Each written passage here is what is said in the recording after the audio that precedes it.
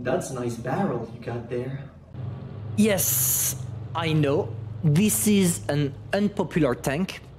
Nobody will probably give a shit about that review.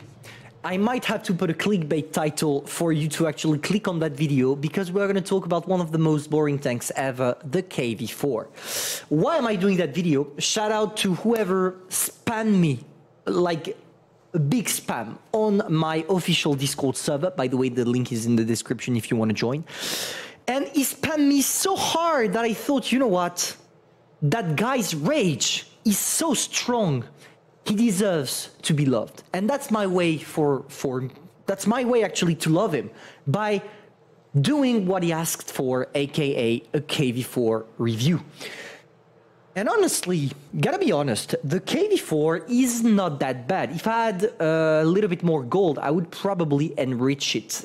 This is a tank not a lot of people are aware about because nobody plays it. I mean, the IS-4 was among the oldest Russian heavy tanks in the game, and therefore not a lot of people are grinding the IS-4 because most accounts already own the IS-4. And when you have the IS-4, beside being a YouTuber or a collector, you will sell the STI and the KV-4. It's not my case. We have it in the garage. Perfect time for a review, boys. So, what do you need to know about that tank? First thing first, the gun. To me, the gun this tank has is random. Random, not necessarily when it comes to DPM, because this tank DPM is quite suitable. I mean, 2K is great for a tier 8, it's not a problem.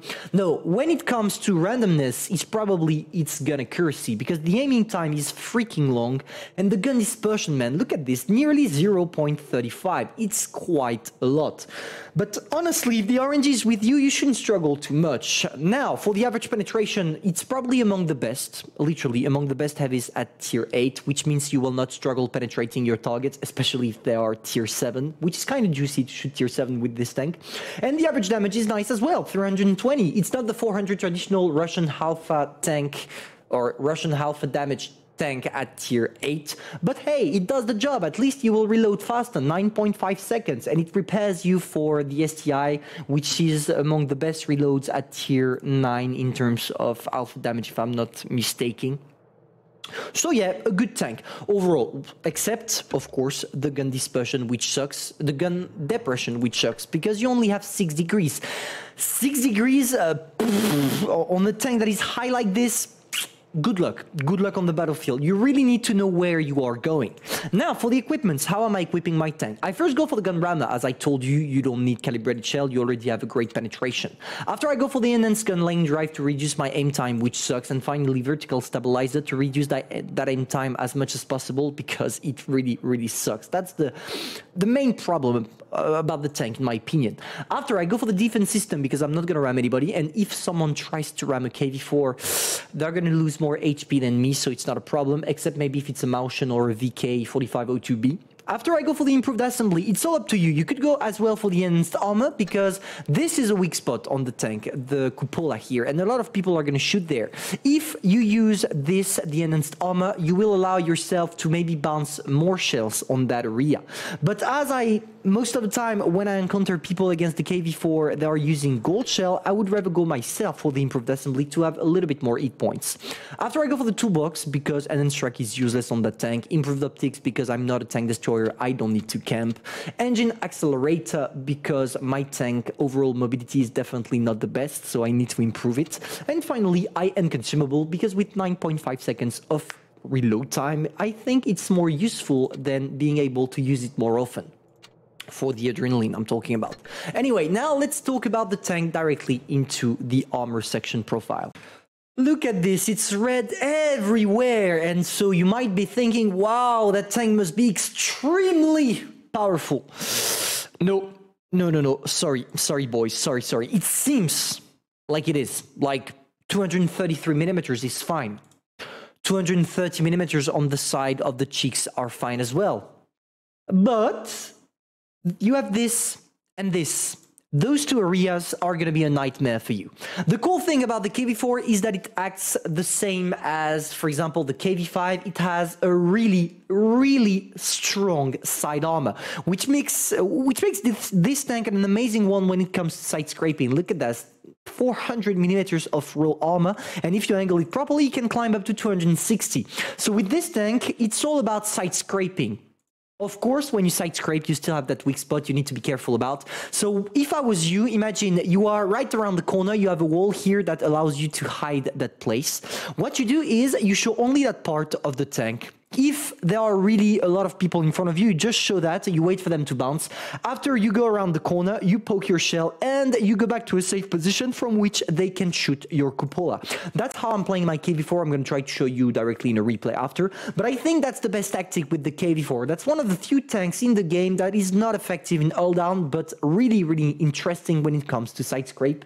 So you know what? Let's try the technique out there. Boy, live battle, because I don't have time to do a full review. KV-4, and see guys, I also have a double victory for the day. That's fine.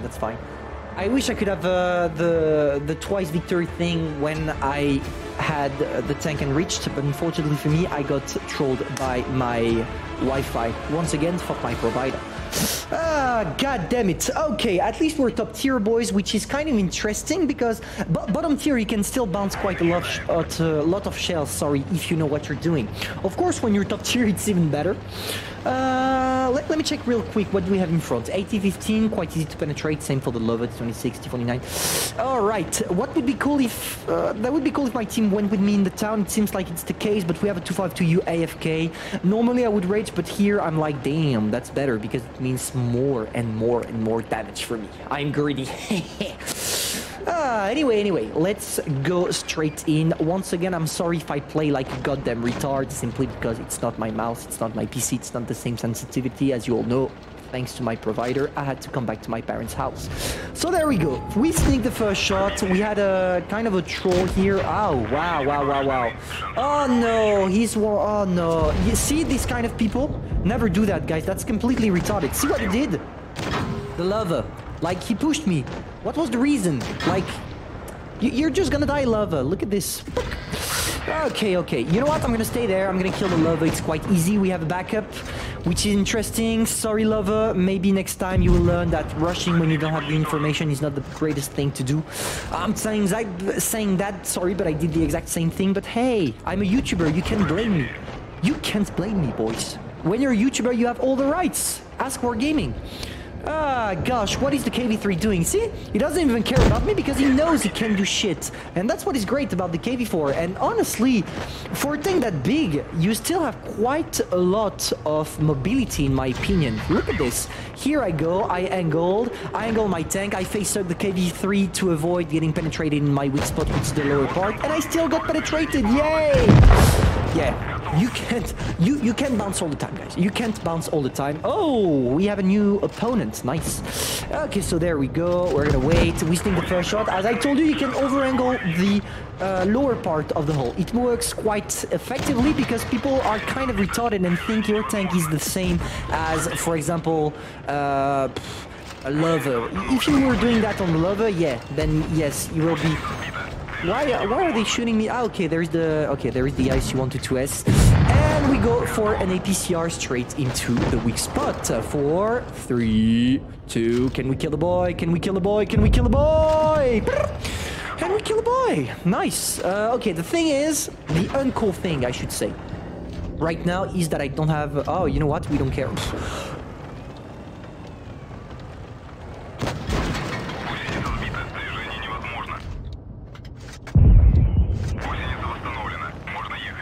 Yeah, I'm not proud either of that last shot. I'm not proud. But hey, it worked. As I told you, side scrape. First class, 3k damage. And we did, yeah, I was saying we did quite a lot of credits, but that's logic because we have the double credit thing. Yeah, see what I did with my tank? I'm not trying to play in hull down, that's bullshit. Not with the KV-4. Side scrape all the freaking time. Over-angle your hull, because when you do that, people will shoot there, and it's an auto bounce. It's really, really, really hard to catch up with the side armor of the KV-4. Therefore, use it at your advantage. Anyway, hope you enjoyed that review. If that's the case, feel free to subscribe, like, and share. Once again, I'm sorry about not streaming, but as I told you in the previous video, I'm not able to stream thanks to my provider. So I'm gonna see you as soon as possible in stream, but waiting for that, I only have some videos for you. See ya, guys.